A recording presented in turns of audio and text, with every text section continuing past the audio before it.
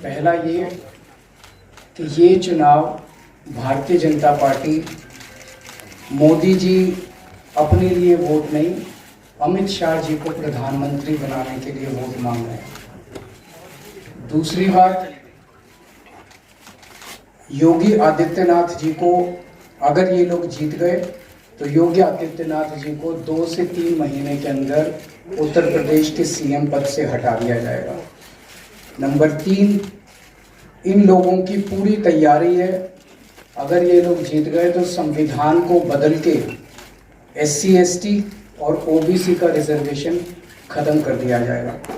और नंबर 4, जो आंकड़े अब देश भर से आ रहे हैं वो ये दिखा रहे हैं कि 4 जून को इंडिया गठबंधन की सरकार बनने जा रही है और NDA को और BJP को बहुत कम सीटें मिलने जा रही हैं। अब मैं अपने सबसे पहले पॉइंट पे आता हूँ, और उसका सबसे पहले उस रूल के तहत आडवाणी जी को और मुरली मनोहर जोशी जी को रिटायर किया गया था, और उसके बाद तमाम यशवंत सिन्हा जी, सुमित्रा महाजन जी, कई लोगों को यहाँ टिकट नहीं मिली, कई लोग जो पद पे बैठे हुए थे उनको पद से इस्तीफा दिलवा के उनको हटाया गया, ऐसे कई सारे लोग हैं। तो अब अगले साल 17 सितंबर को प्रधानमंत्री मोदी जी 75 साल के होंगे, और मोदी जी ने तय कर लिया है कि अमित शाह जी को वो अपना वारिस बनाएंगे, और अमित शाह जी अगले साल 17 सितंबर को देश के प्रधानमंत्री बनाने का उन्होंने तय किया है मोदी जी ने। इसके ऊपर मोदी जी पिछले 1-2 साल से लगे भी हुए हैं, क्योंकि भारतीय जनता पार्टी के अंदर अमित शाह जी के सामने जो जो बाधाएं पैदा कर सकता था नेता, एक एक करके उन सब नेताओं को साइड कर दिया गया, उनका पत्ता साफ कर दिया गया। शिवराज सिंह चौहान को हटा दिया गया, वसुंधरा राजे को हटा दिया गया, डॉक्टर रमन सिंह को हटा दिया गया, देवेंद्र फडणवीस को खत्म कर दिया गया, खट्टर साहब को खत्म कर दिया गया, एक एक करके सबको खत्म कर दिया गया। दिल्ली में 3-4 दिन पहले ये प्रेस कॉन्फ्रेंस की थी और ये दोनों मुद्दे उठाए थे।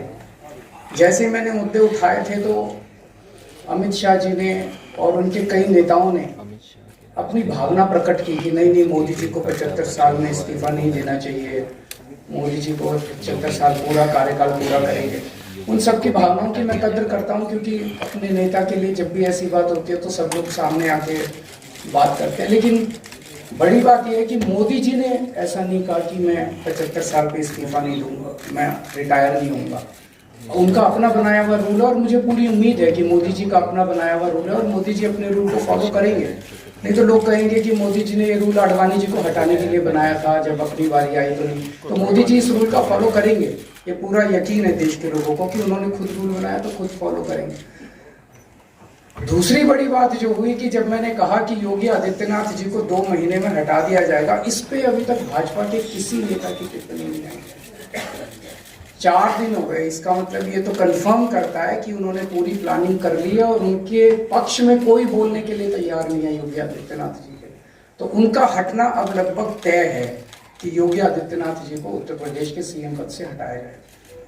दूसरी चीज, मैं उत्तर प्रदेश के सभी मतदाताओं को कहना चाहता हूं कि पिछले 4-5 महीने से इन्होंने शोर मचा रखा है, 400 पार 400 पार 400। क्यों?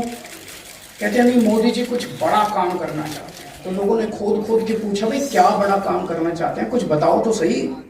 तो उन्होंने नहीं बताया। लोगों ने फिर अंदर से पता किया कि बड़ा काम ये करना चाहते हैं कि देश से रिजर्वेशन खत्म करना चाहते हैं। हम जानते हैं कि इनका जो पूरा इकोसिस्टम है, RSS, BJP, शुरू से ये लोग रिजर्वेशन के खिलाफ रहे हैं, इनकी पूरी की पूरी मानसिकता रिजर्वेशन के खिलाफ रही है।